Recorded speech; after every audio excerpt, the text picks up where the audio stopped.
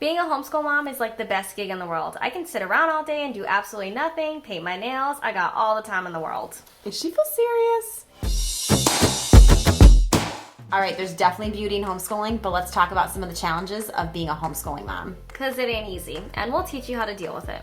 All right, number one, unsupportive family and friends. How do you deal with them? Honestly, you just have to have a strong backbone and ignore them. There's gonna be haters are gonna hate, people are gonna judge you, who cares? Let it just roll off your shoulders and let it go. It's honestly not worth the battle. Feel free to set up boundaries so that people don't insult your way of teaching or make comments that just put doubts in your kid's mind or even in your mind. So simply just don't allow it. Nip it in the bud as soon as it happens. And be confident in your decision to homeschool. If you've prayed about it and you've come to the decision that you want to homeschool, then you obviously feel strongly about it. You can justify yourself to whoever you want to, and you can tell them all the reasons why you want to homeschool. We could give you a bunch of them if you want, but honestly, if people are going to be critical, they're going to be critical. So just let the comments roll off of you. You can even tell people it's just not an area that you want to talk about, or you're not comfortable talking about it. When they see how well your kids are doing, then that's just going to speak for itself. So true.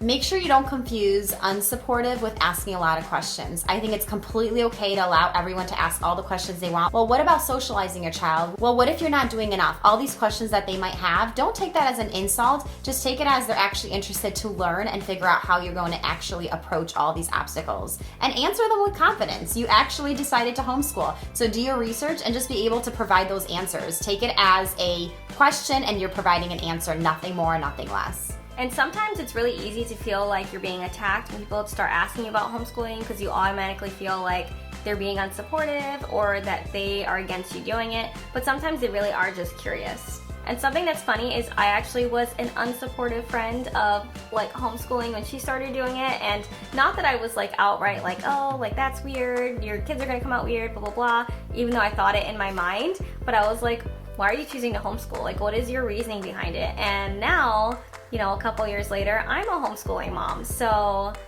people can change their minds. Just do what you're going to do and let them see the fruit of your work. Yes, and I do want to add, that's funny because my husband and I both went in, we never thought we would homeschool our kids. It just wasn't on our radar, nothing against it. I just really was convinced that I'm gonna send my kids to public school. I taught in the public school. There was plenty of wonderful things about it, and of course plenty of not so wonderful things, but we were convinced, he was convinced they're going to private, I was convinced they're going to public, and here we are homeschooling many years into it. Another super frustrating thing to deal with as a homeschooling mom is people thinking that you do nothing all day. I know as a stay-at-home mom in general, a lot of people get this. We're like, oh, like, why is it so hard for you to keep your house clean? Because you just sit around and do nothing all day. And that is just not true. Don't let people get to you. Don't feed into the negative comments. You know what you do all day. It's honestly just not worth giving in and putting any energy into that. Like I said, people are gonna judge, so let it be and just move on. You can always invite them to sit with you for a day while you're homeschooling your kids so they can see how much actually goes into it. We have to like lesson plan, we have to take care of the house, and it's a lot harder when the kids are all home because there's more messes being made, whereas if they're at school, the house sort of stays the way you left it in the morning. You have to cook 3 meals because again, they're home all day, so you know how much work goes into it, and just be proud of the work that you do. Challenge number 3, finding time to recharge and not burn out. Yeah, the lack of alone time is absolutely real.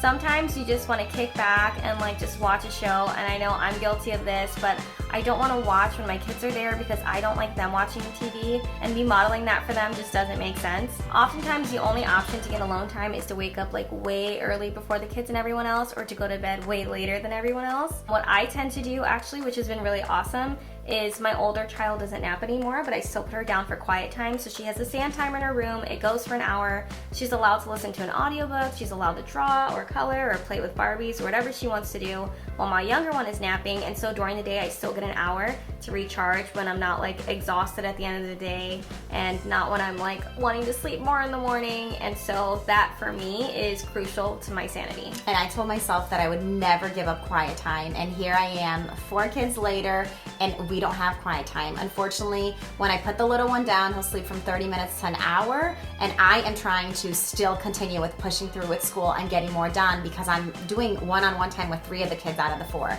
So it's definitely a struggle, so I definitely definitely have to stay up late to make up for that time. Here's a little tip. You can put them down earlier. Like, we try to aim for the kids to be in bed by 8:30 or 9, but if you want to put them down a little earlier, they can even sit in bed and look at books or read if your kids are older. That always gives you a little bit more time at night to get a little more alone time.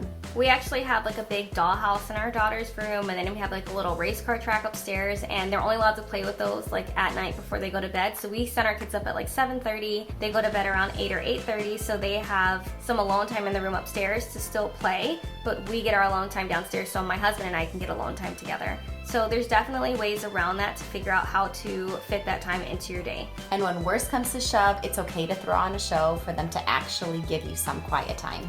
Number 4 is give yourself grace. I have a sign in my kitchen and I absolutely love it. It reminds me of this. It's live by grace, not by perfection. And I'm reminded that at the end of the day, make sure you give yourself grace, and the beginning of every day is a new day. Sometimes it's hard when you have dishes piling up in the sink because you're trying to get your schoolwork done before the end of the day. You see another kid playing in another room, making messes there, and there's just little things popping up all over the house, and you just cannot keep up with everything. If not everything on your list is checked off, it's okay to give yourself grace.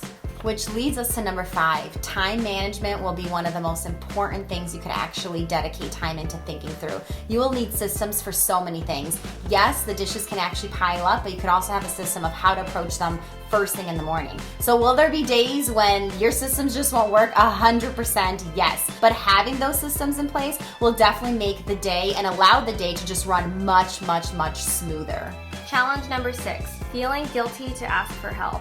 I know sometimes because my husband works all day and I'm home with the kids that I feel guilty if I need help with the dishes or if I need help putting the kids down. The truth is that being a homeschool mom is essentially like having a full-time job.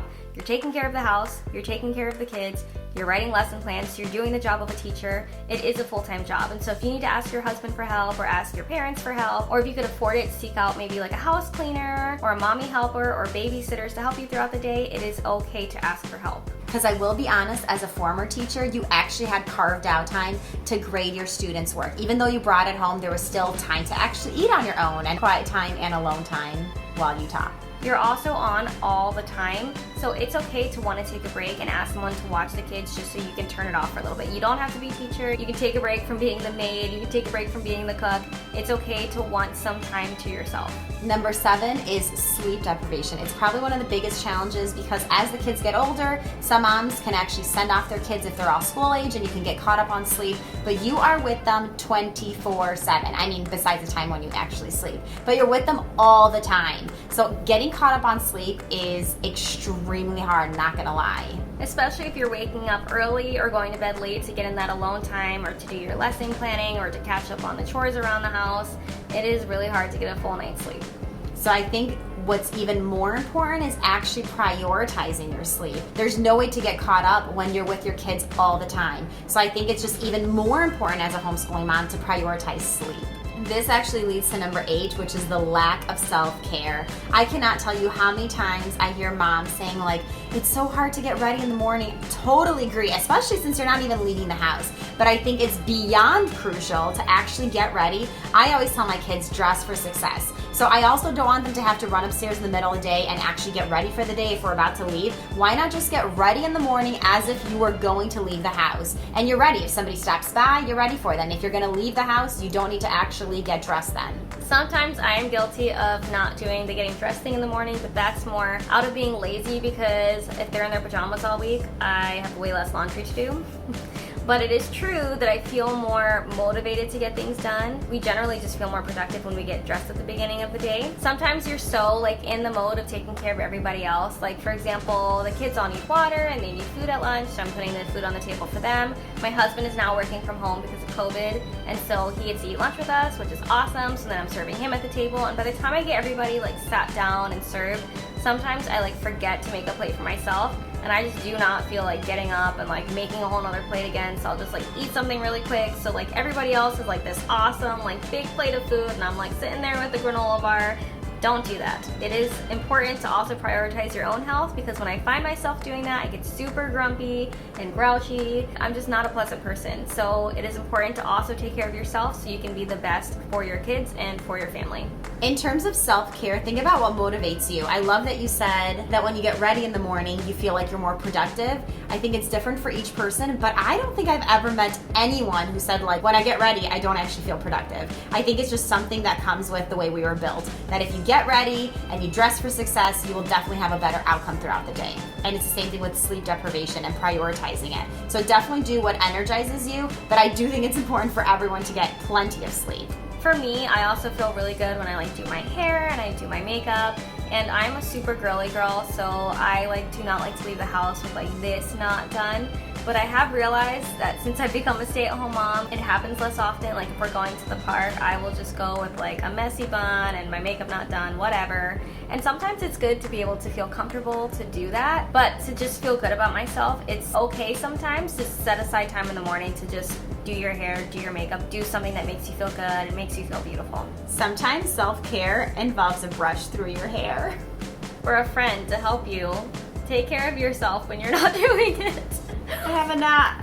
Challenge number 9, dealing with unmotivated kids. Y'all, this is one of the things we do go to school for. You actually go to seminars and conferences where you learn extra classroom management. I highly recommend that you Google some methods, but I would highly encourage different ways to motivate the child. When they are unmotivated or they are whining about school, first, I think it's really important to set your expectations. That voice is not acceptable if they're whining or complaining or throwing a tantrum. So set the bar high, just like you would in classroom management. But it's really important that you actually have systems in place to motivate them, whether it's a sticker chart or whether they need to earn a certain amount of stars before they could get something. Or another one is to give them homeschooling bucks, where they earn pretend money and then they could use it to go out for ice cream afterwards. There are so many different reward systems, but I think those really, really help to motivate kids. When I work with students that are younger than high school, I feel like motivating them is super easy. I think it's actually more challenging when they are in high school, and that's when it becomes bigger incentives, bigger ways to actually motivate them.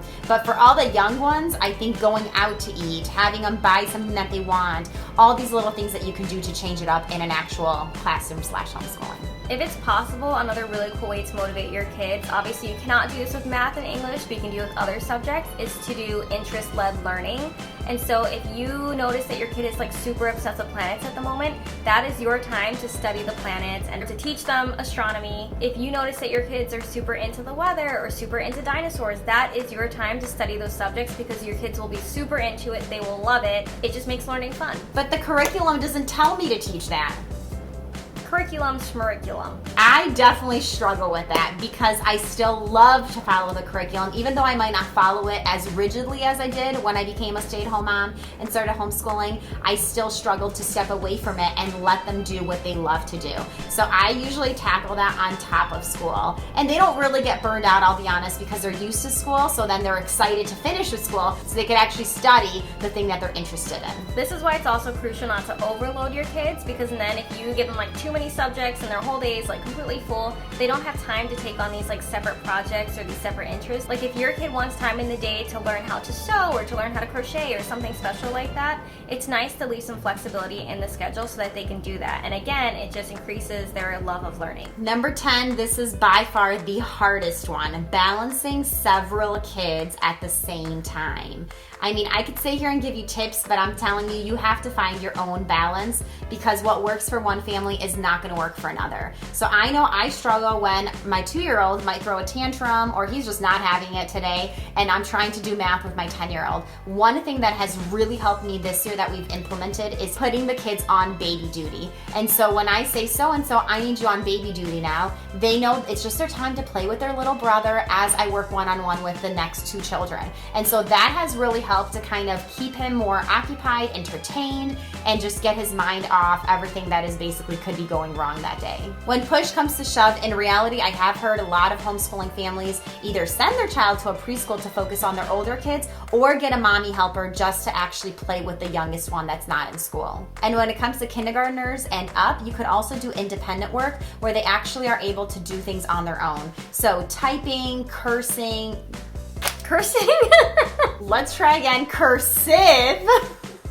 And I could go on and on with independent work. It changes every single year, but you can check out our 2 videos, one about homeschooling, what it looks like a day in our life, and another one about our actual schedule. I cover some of the independent work that we've been doing this year in those videos. So those are the biggest challenges we've come across being homeschool moms. We'd love to hear if yours are different. What are some challenges that you've come across? And if you are still not subscribed, we would love for you to hit the subscribe button so you can get our weekly updates. And we absolutely love hearing from you guys. Your comments and your private messages have been really encouraging, so thank you for that. Don't forget to hit like, and we will see you guys next time.